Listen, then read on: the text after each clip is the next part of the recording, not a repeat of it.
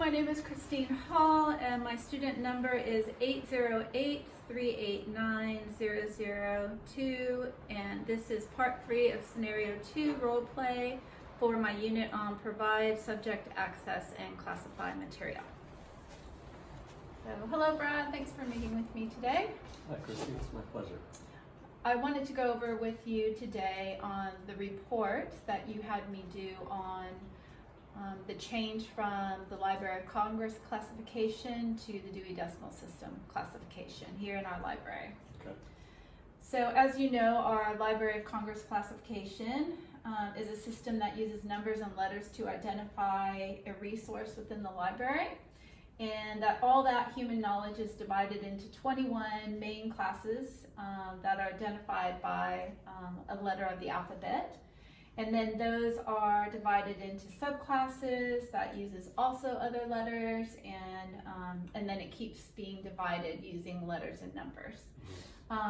And within this system, as we know, there's some disadvantages. One, it could be very expensive to keep the development and update consistent, and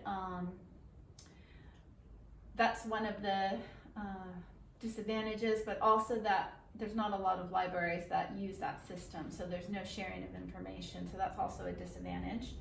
Also, those classes are arranged alphabetically, so there's really no concepts of connection of subjects within resources. And it's also could be confusing as people and customers are coming in looking for different subjects and topics of those subjects to have to go to a lot of different places within the library system. So that's why we're looking at changing for the Dewey Decimal classification. So that knowledge then in that system is divided amongst 10 different classes, and within those classes they're divided into 10 divisions, and then those are divided into some sections, and it keeps going on that process. And this system is a hierarchical system, so it leaves all the subjects together, and then it breaks down within that subject to other subdivisions and other subjects within that main subject there. And it also uses 6 tables of special annotations to be added to a base number within that first division of classes there.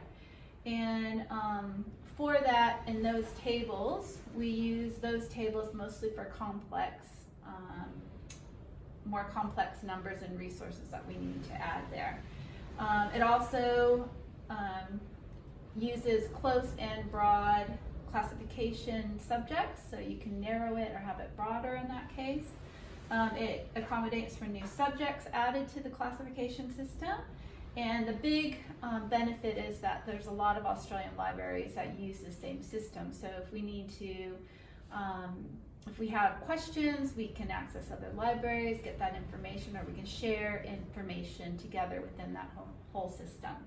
It's also very inexpensive to develop and maintain within the library system, and it's in a consistent way to identify resources within the shelf. That meaning subjects are grouped within the same location. They're not spread across different classes.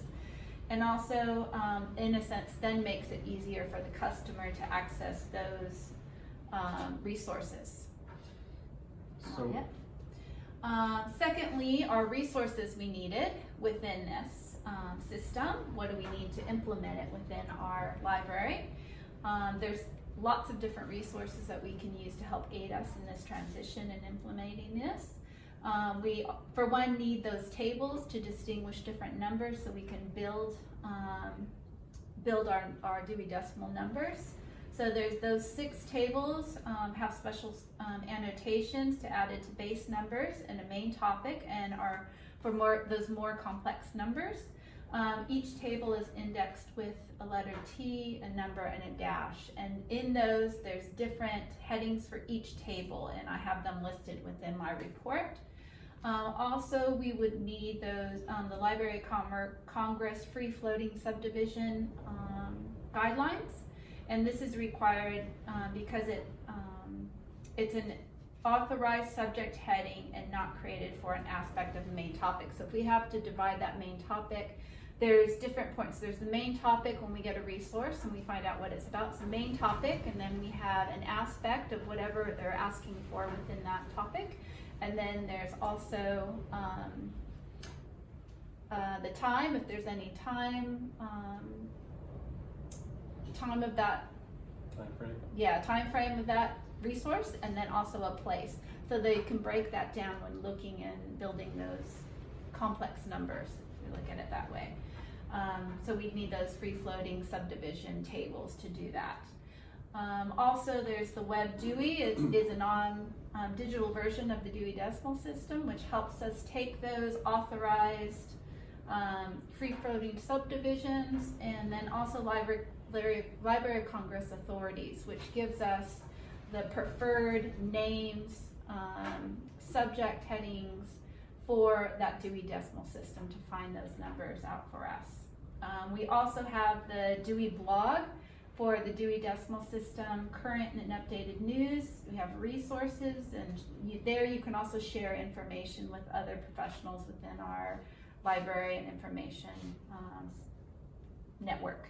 And then the main one is our PEAK authority, Australian Library and Information Association, which has multiple information, resources, events, articles on the Dewey Decimal System. So that's a great resource for us there.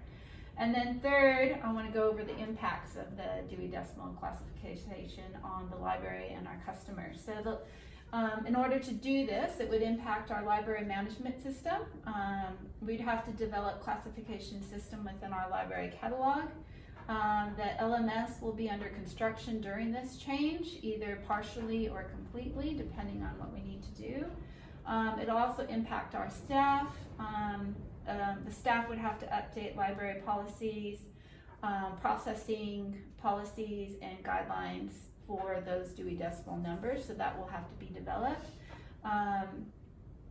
in order to input that information within our library management system.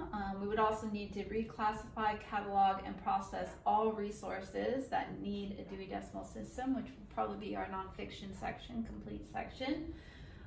We would also need to change the location within the library, as we have everything's around the library. We would want to group those into the subjects, according to the Dewey Decimal classification system.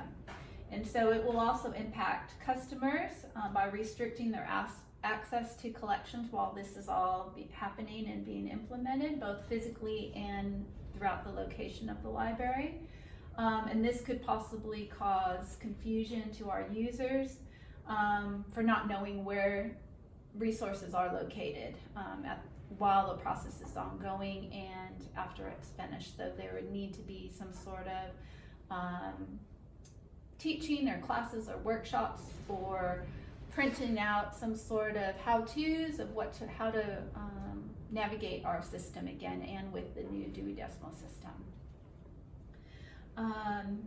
So yeah, they'll have our physical resources. Then we'd have new spine labels with different call numbers on them.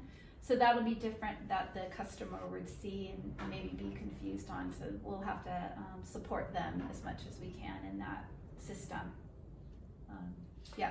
So how would customers benefit from the change?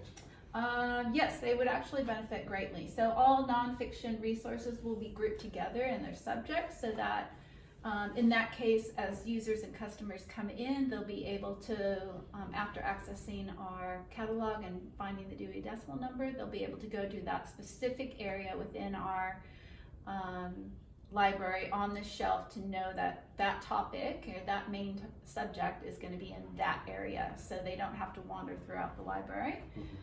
Also, it gives an easy access to those collections. Also brings a positive experience. So they'll be leaving our library with a much calmer attitude or feeling when they leave. And in that sense too, as they go into the community, then we have impacts on the community, which would be great is that they would share it to family, friends, co-workers in their community and tell them the great experience they had. So that could increase community interest. It could, that system, hierarchical system of the Dewey Decimal System can transcends cultural differences then, because it's a great experience. They can find the information easy. It's not a hard system to learn. And that, in a sense, brings cultures together within our community. Great. Do we need to close the library? That would depend on what management would want to do. So we could do that. If we do close the library, I would suggest we wouldn't do that then, but maybe when the library is closed, maybe on holidays or something where there's a period of time where things could happen like that. But it doesn't necessarily need to be closed. You know, we can work on different little sections of the library, different main topics, and gradually do that and gradually open the space. But there still would be restriction to the user to access certain information in our system and on the floor within our library to access those things. But I think it's going to be a great idea for us to do that. In the long run, it'll be much more efficient. People will have better experiences.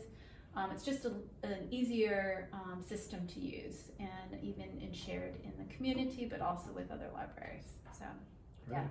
So thank you. That's all the information I have in my report. And do you have any other questions? No, that's it. You covered it. Okay, thanks. Thank you for meeting with me.